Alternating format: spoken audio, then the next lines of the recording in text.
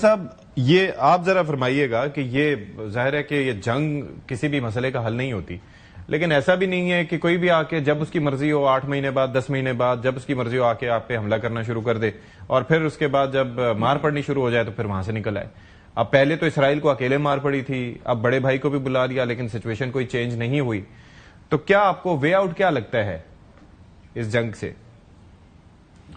بسم اللہ الرحمن الرحیم، بہت شکریہ۔ دیکھیں سر، پہلی بات تو یہ کہ میرے خیال سے امریکہ نے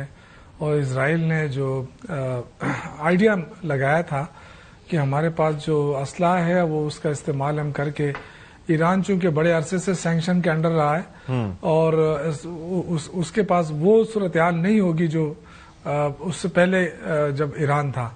لیکن وہ ان کی تمام وہ غلط اس لیے ثابت ہوئی کہ دیکھیں جنگ کے ساتھ ساتھ اعصابی جنگ بھی ہوتی ہے۔ آپ کے پاس اسلحہ دیگر سامان بھی ہے، لیکن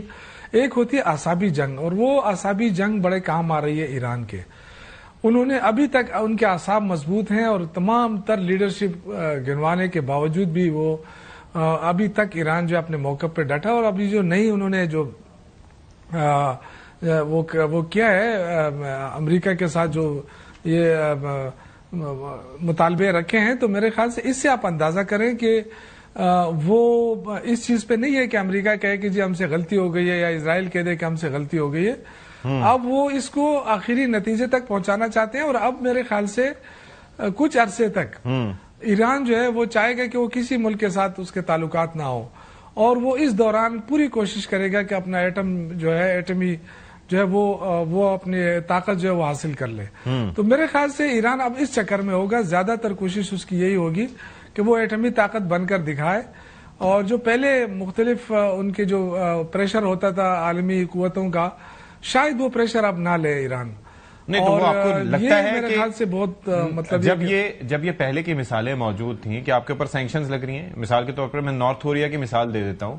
کہ اس کو کوئی ٹچ نہیں کرتا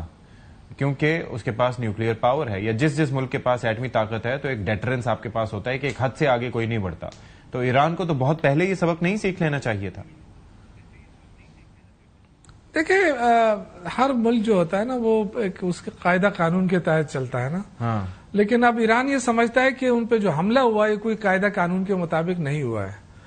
اور نہ ہی مطلب اقوام متحدہ کو اس کی سپورٹ حاصل ہے۔ تو مطلب یہ کہ اگر ایک ملک طاقت کے ذریعے پہ کسی پہ ناجائز حملہ کرتا ہے تو اس کا پھر جو جواب ہوتا ہے وہ بھی پھر